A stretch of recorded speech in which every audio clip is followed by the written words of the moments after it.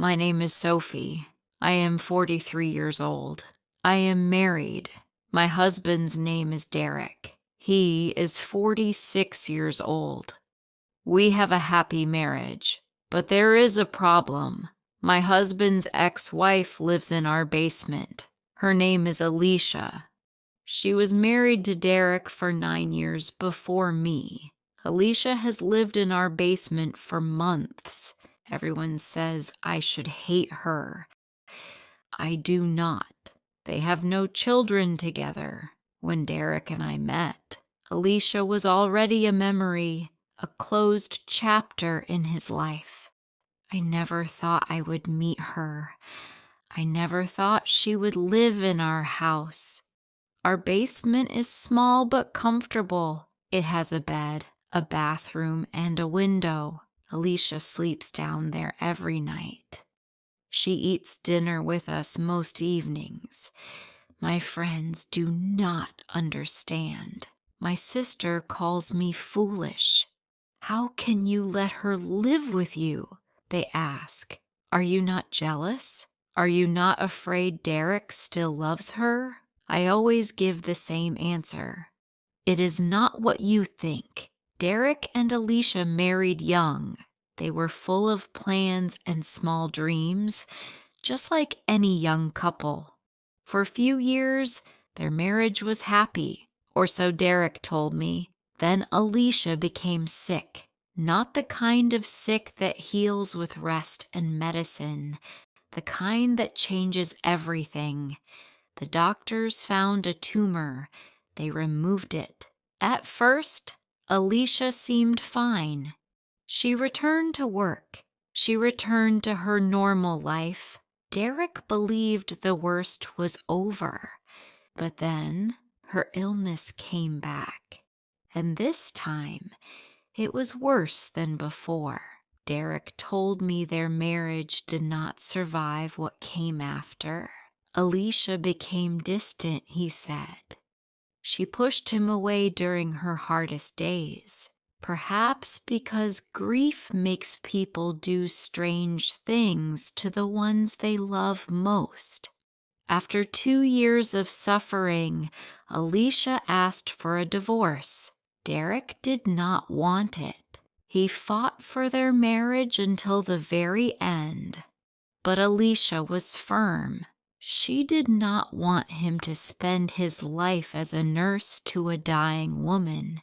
She wanted him to be free. The divorce was finalized.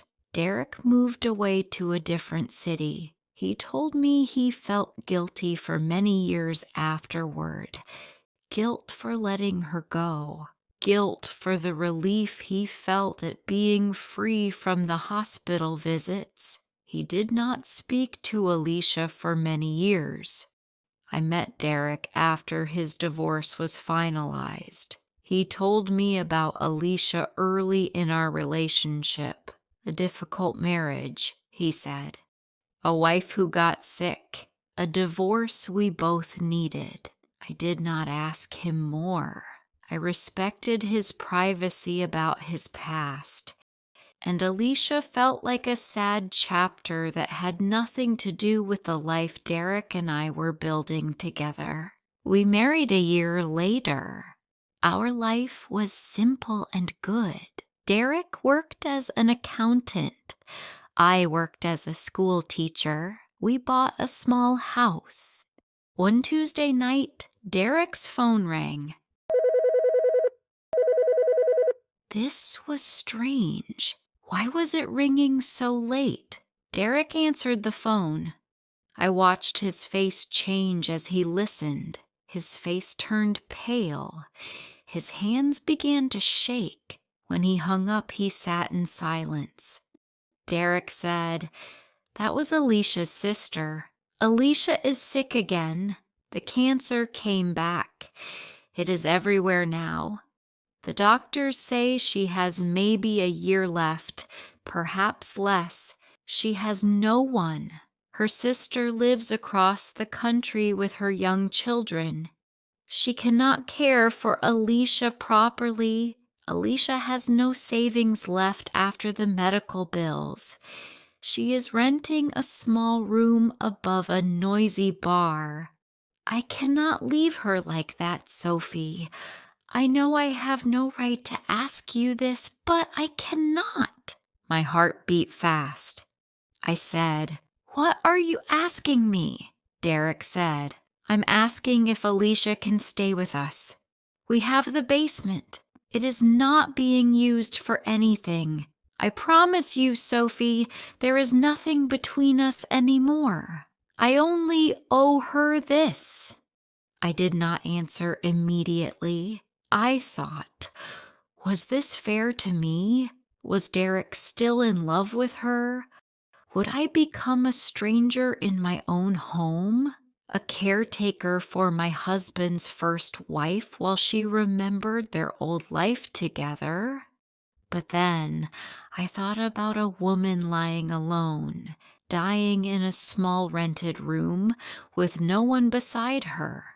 No person deserved to die alone. I looked at Derek. I said, "Bring Alicia here. I would not be able to live if we said no." Derek held my hand and said, "Thank you, Sophie." Days passed. Alicia arrived thin and weak. She was polite to me, but even her politeness hurt me. I watched Derek carry her bags, watched the gentle way he spoke to her.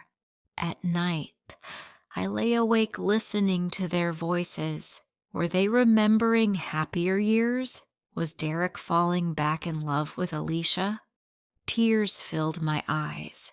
I did not tell Derek how I felt. I did not want to cause more pain. I smiled during dinners. I helped Alicia with her medicines, but every night I cried quietly in the shower. I began to wonder if I had made a mistake. One afternoon, Derek was away at work and I was home alone. Alicia came upstairs. She sat down across from me. She said, "Sophie, I know this has been hard for you. I need you to know something important. I do not love Derek anymore. What I feel for him now is gratitude. The kind of gratitude you feel when an old friend stays with you when everyone else has left. That is all that remains between us. Nothing more. When I asked Derek for a divorce, it was not because I stopped loving him.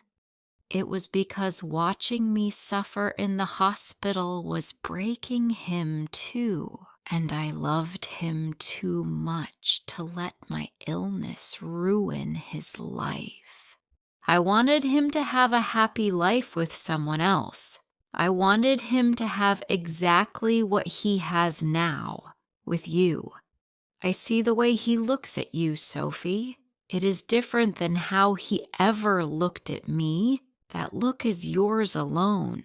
I am only borrowing his kindness during my final days."